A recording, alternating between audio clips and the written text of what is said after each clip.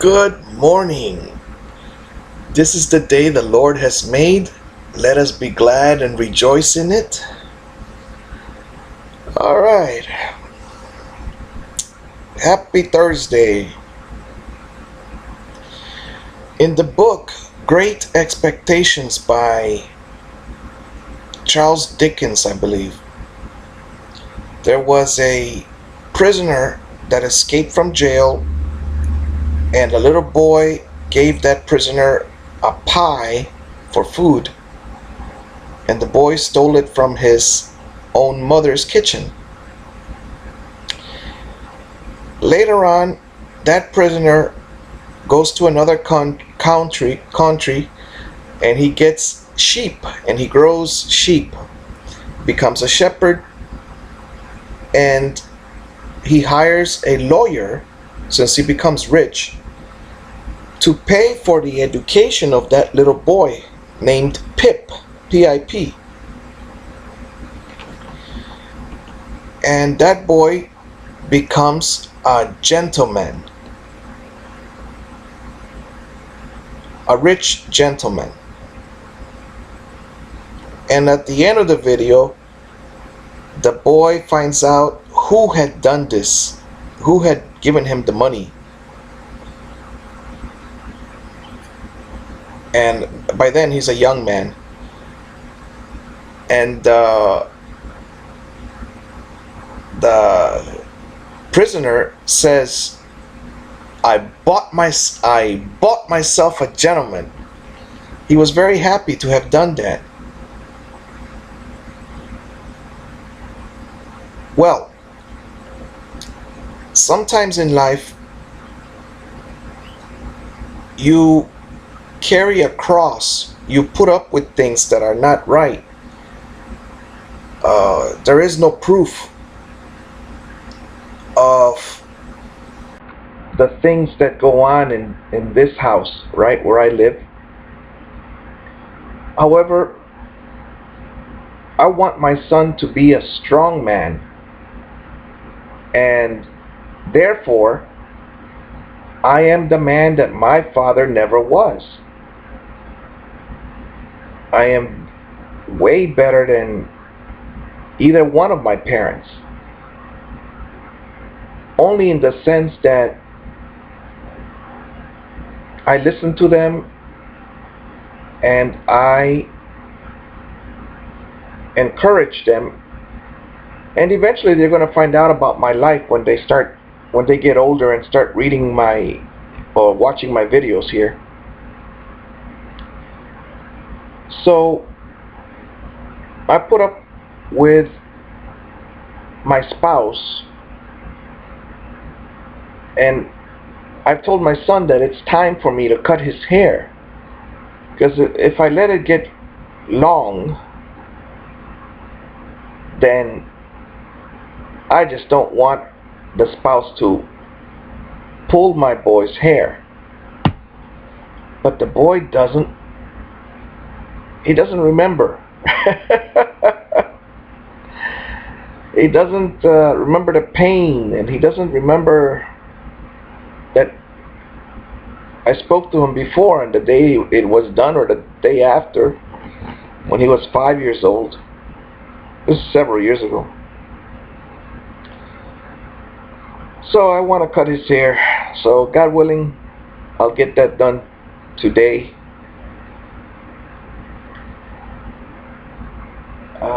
I asked my mother to cut my hair. You know how monkeys, they pull the fleas off of you and so on. They do grooming, and they do this group social interaction. Well, I go to my mother's room to get that social interaction. I asked her to cut my hair, and she said no, she wants my hair to be long. Long. All right. So that's what's going on.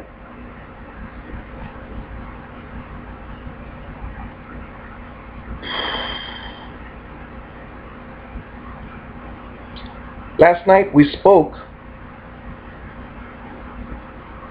Basically, I'm the one that, for some reason, about, was it a year ago or a little bit more, someone told me to go apply for disability benefits because I am so different. All right, listen, I am not blunt like bipolar people. Bipolar people, what did they? One time I was having breakfast and my aunt was here. She's not related by blood, but she was here, and she asked me, why are you, oh, something about maybe my children. I don't remember exactly how, but I think that my children were at the breakfast table, and she told them to go brush their teeth first.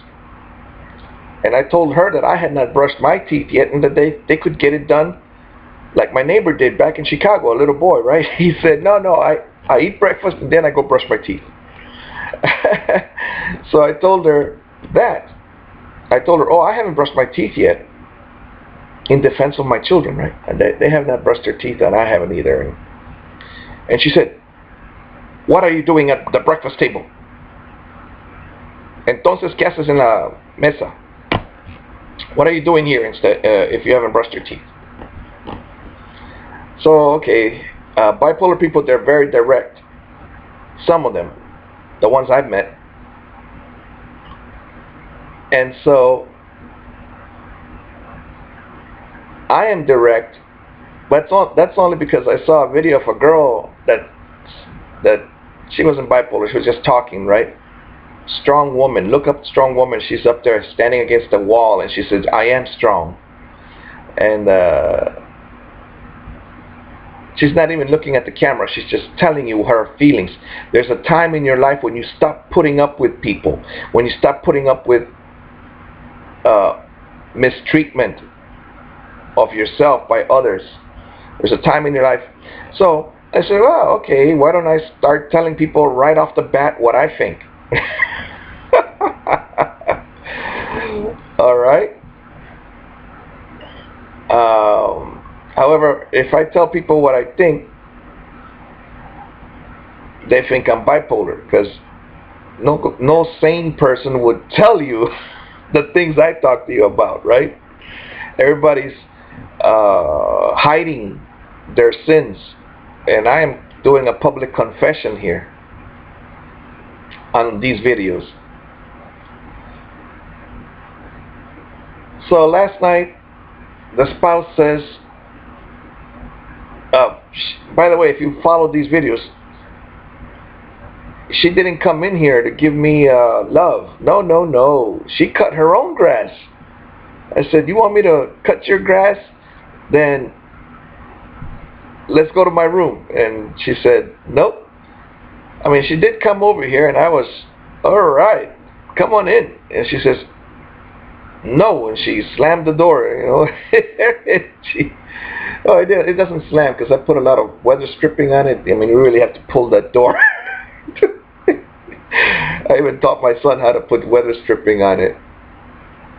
And I wasn't using weather stripping. It was stuff I found at work. They were like, it's like a foam type of thing. Anyway, so, and I know my comments go left and right. However, I allow that to happen. I mean, if I was doing a speech at a school, I would keep a straight line by staying on the paper. You know, I talk to you about what I want to talk to you. However, I always add extras to these videos as the thoughts pop into my mind. So she went to cut the whole grass in the front yard. And then a neighbor from another neighborhood, a friend, called her and said, come pick up the barbecue, because they know that we're recycling things. And so it took all 4 people to put that thing into the back of the car. Oh, okay, those are 2 senior citizens. And I was going to tell you about the spouse. She has arthritis in her fingers and her hands, and her shoulders, and she, things like she's only 44, I think. Yeah, 1968. So she can't take off her bra and things like that. And you know how the Bible says, don't let the sun go down on your anger, which means be angry, but do not sin, or be angry and at the end of the day you say, well, okay, forget about this problem or this thing that's making me angry. The spouse doesn't do that. Whereas myself, the only time I get angry is when I get punched or kicked, or somebody does something that causes instant pain. That's the only time I go berserk, and I don't go around and hit them. I explode and I leave the room. And yes, I say curse words, and other things, 4-letter words and all that stuff. But that comes from the instant release of the pain. Who's hurt me?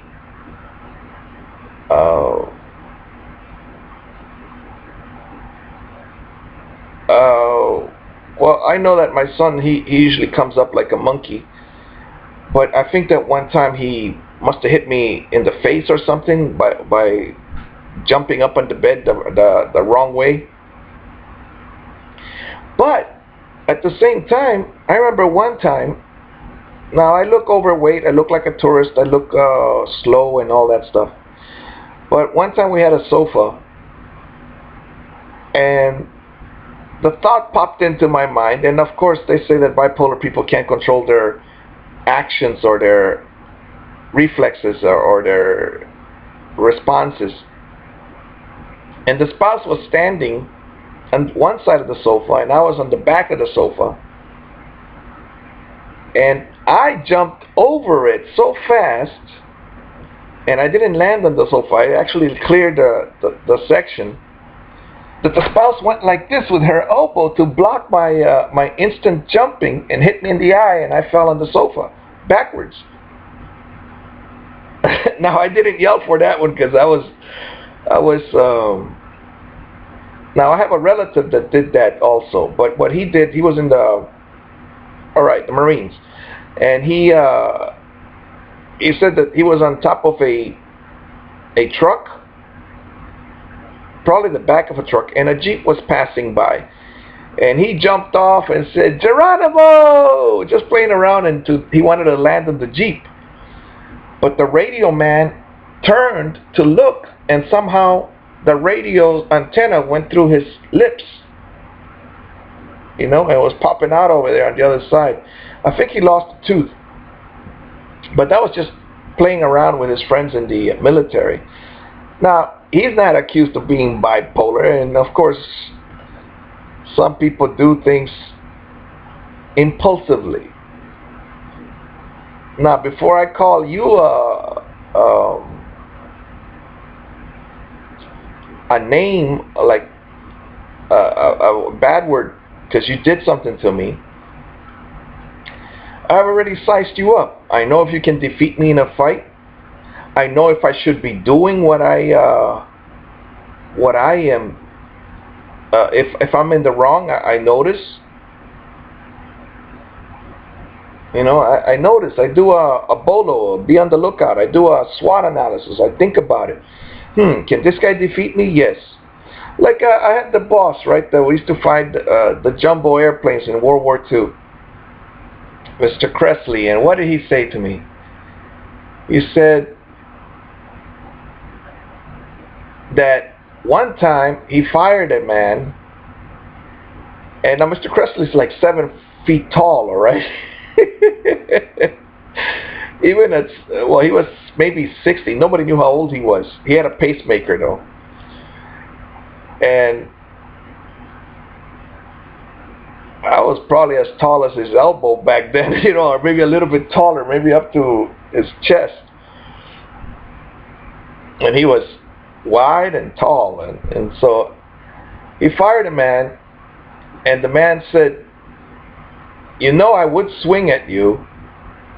This was told to me by the janitor, the other old man, and the janitor said, he told Mr. Cressley that he would swing at him if only Mr. Cressley wasn't so big.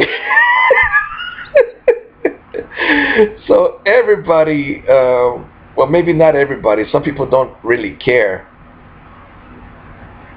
how big you are. Uh, but wait a minute, I told you about my stepdad, right? He could punch and break bricks, he said. 8 on one hand, 7 on the other.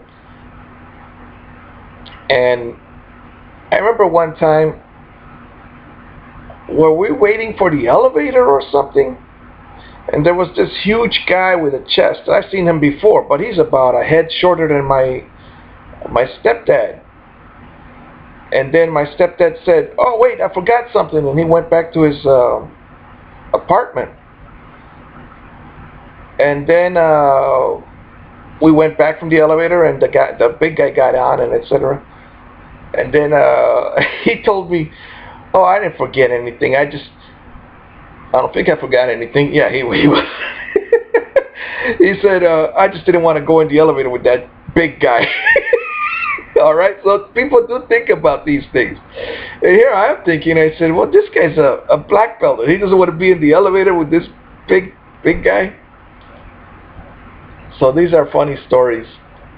And then my friend Leroy, one time we were walking at Miami Beach, and we see this guy without a shirt on, and he's got a strange face, like he's a tough guy, and he's just moving slowly across the street, and the cars are, for some reason, there are no cars. And now Leroy is also a weightlifter, but nowhere near the size of. Leroy looks normal, like he doesn't do any weights, but if he takes off his shirt, he's got his abs, and I was like, wow, that is admirable. That is admirable. Now in wrestling, I could defeat Leroy. He was 170 pounds, maybe 180, and I was 160. Very skinny, very hungry. And I was very hungry, by the way. I didn't know how to cook, and I had been homeless and stuff like that. And so anyway, Leroy, he pulled me in. He grabbed my shirt and he says, "Come on, Daniel, let's move it. Because the big guy is crossing, and Leroy's like pulling me. And then I was thinking, well, there's 2 of us. It doesn't matter. It doesn't matter. He said, it doesn't matter.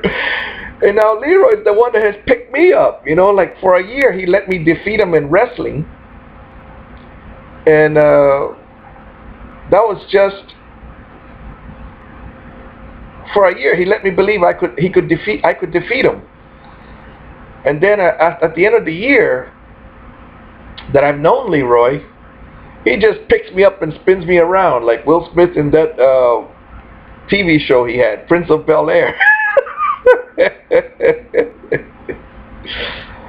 Which is interesting because I didn't have the strength to do that to him. He weighed more, and I just didn't have the strength to do that.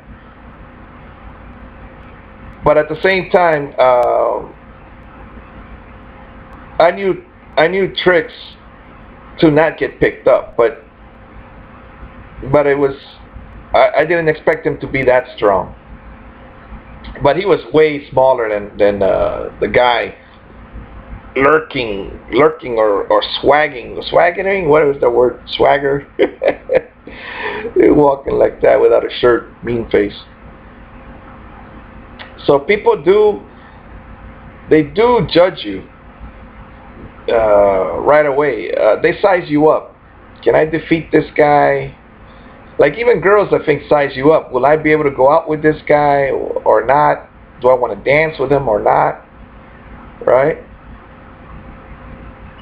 All right, so let me wrap up about the spouse last night. Says, why did you go to the doctor for all these years? And I told her, well, I went because I finally got Medicaid somehow. I don't know how I got Medicaid, right? And that's the reason I went. And you wanted me to go. And I saw it as a date. She's driving, and I'm like, all right, let's go. We stop off at McDonald's after we go see the doctor. And I saw it as a date. And she says, a date? I said, yeah. And then she says, well, what about disability? They'll give $500 to each one of our kids, and $1,000 or $900 for you. And I was like, yeah, but the Bible also says be honest in all your dealings. And the only reason I asked for disability was because other people recommended it, and I said, oh, among many counselors there is wisdom or something from the Bible. So I went to the disability, Social Security, and then they sent me to the doctor one time and rejected me. And that was so interesting because this doctor looked just like my dad. He was Indian, from India, but he had a straight nose, like a Roman nose, like an eagle nose. And I was like, what?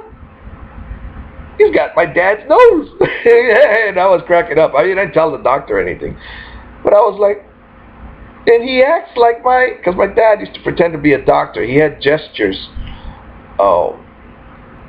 arrogance or better than you, and proudness, very proud, very, just like my grandfather also. They had this, my grandpa explained it to me. I don't look at the girl, let her look at me.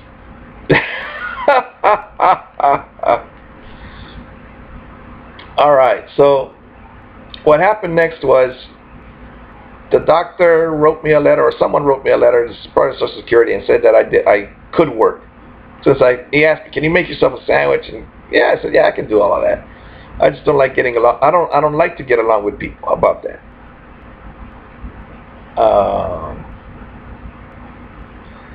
I knew one guy, for instance, that used to make coffee today, and if it wasn't finished, the whole thing, well, I have to do it this big, but it was bigger, big, then he would serve it the next day. And that was wrong. That was wrong. It's not like he had it in the fridge or anything. Not that he had it on all day and all night either. He would just keep making coffee and serve it to people. He would have to make more every day anyway, but I didn't like that. Did I report him? Yes, I must have reported him. I was so skinny back then. He said I could take you. I said, all right, let's go to the sand on the beach. It's not worth it, he said, but he knew he could defeat me, so I said, oh well.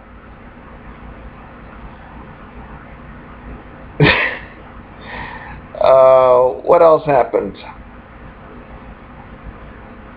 So, then the spouse says, what about all these doctor's visits that came to the house and all these social workers and all that? I said, oh, that was just to practice English with you so that you could practice your English. Just to practice English. She flipped on that one. She said, what? Just to practice my English. Like, yeah, you don't want to talk, you don't sit down. Even my own mother has said, I've told her, sit down, let's talk about this and that, and she doesn't do that. Like, she wants me to pay the internet bill right now because I got $200 in my pocket. And I told her, well, let's talk about it. Before that, I said, let's talk about it. And she said, give me that money so I can pay the water bill and the internet. I was like, cancel the internet if you don't have the money. Now, I like it because I get to make videos, all right? However, you could get a life. As far as us, we could get a life and go play basketball. We used to play tennis and things like that. It was 3 against my son. My daughter, my spouse, and myself against my son. Yeah, because neither one of us, us 3, we wouldn't run for the ball, whereas my son would. So,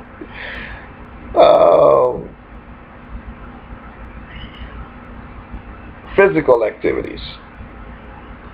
All right. So what have I done with my life in these last 12 years? I've been in a toxic relationship with the spouse. You watched other videos about her. Of course, I'm breaking the gag order, or don't talk about me, don't talk about my family. Um, which her aunt, right? When she came from Honduras, she went to Texas, and her aunt said, "Come with me, and I'm gonna go do some babysitting." And then the aunt, when she parked the car, she said, "Stay in the car, and I'm gonna go do some babysitting. Then I come back." It was hours that this spouse that was, I mean, this time I get protective. My spouse was in the car for hours, and she said that she was cold and that she didn't want to leave the car because she was afraid, and the keys weren't in the car, and the car was not hot, and she probably didn't know how to drive and turn on the heater or stuff like that. And she didn't leave, and she just sat there. And that's abuse. And then, of course, in my thinking, that's, yes, she was 25 or something like that, but her brain is obedience. Her brain at that time, uh, sometimes people don't they don't protect their own body.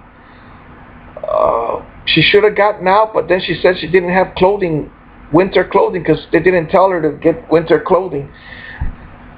And the temperature was going down and things like that. And she looked up at the apartments and she didn't know which one it was her aunt. And then she didn't want to leave and have her aunt waiting and looking for her.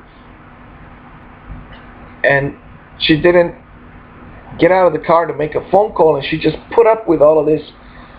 Now, I've done stuff like that, you know, not, I don't think of anything right now, but I've kept quiet about abuse. Oh yeah, okay. My 16-year-old friend, the one that could play the piano and fix his transmission in his car and painted his car, he turned up the volume one time, and I was like this, and I was telling him, please lower it, please lower it. And I'm in the front, and he had just put the speakers on, and he just kept it going. That tells me this guy's insane. Now, traveling with these guys, they used to pick me up over here to go with the construction group just this past few weeks. Twice they did that to me, and I had to cover my ears. I felt like saying something, but I didn't. I only kept quiet, not because of the $70 I was making a day, or, well, that was when I worked 10 hours. Then I lowered it to only working 8 hours. So that was $56 a day. The only reason I was doing that, putting up with it now that I'm 40, is because it wasn't as loud as that 16-year-old boy, my friend back then. You don't need friends if people do that to you. And in martial arts, self-defense, never leave your friend or your girlfriend in the car for a couple of hours or even for an hour. That's called a sitting duck. And I remember I had a girlfriend, the Miss Panama, right? And she said, your mother really gives me some bad looks when you went to throw out her garbage. And even then, I thought I was supposed to go see my mother as a good son. So I said, well, I'll only be there for an hour. No. Cross out your mother, all right? Because you don't leave your girlfriend in the car for 1 hour listening to music while you go visit your mother once a week. No. And don't leave your girlfriend alone with your mother. All right? Now that's if you have a mother like mine. All right? And then I remember one time that we already knew my mother didn't like Isabel, because Isabel was dark skinned. All right? Some people say black, but when I met her mom, her mom was, her dad wasn't. So I mean, so anyway, I took Isabel up there one time, and Isabel drew on my mother's socks a flower because my mother felt sad and she had some problem with her feet or her legs or something. She always has, when you're old, you have some sort of thing. And so she drew that flower, and my mother would not smile at her. Would not. And then we were more like Christians, Isabel and I. And so then I took Isabel out of there, and then we stopped going to my mother's. But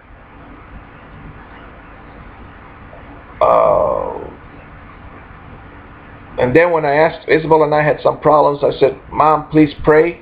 Never ask your mother to pray for somebody. She's praying, make sure, oh, thank God that girl's gone, you know. I mean, and that was a good woman, Isabel.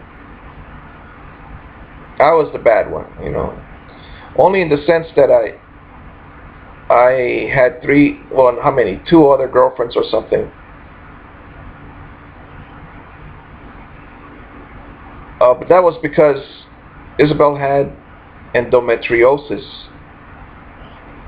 which is painful sex for Isabel. Because I mean, I met another lady that said she had endometriosis, and she had 3 kids? 1, 2, 3. Yeah. But I didn't, you know, you got to protect your own self. And sometimes you cannot hang out with your own family, especially if they leave you in the car, like that aunt did to my current spouse. All right. Take care of yourself. Be better than I am.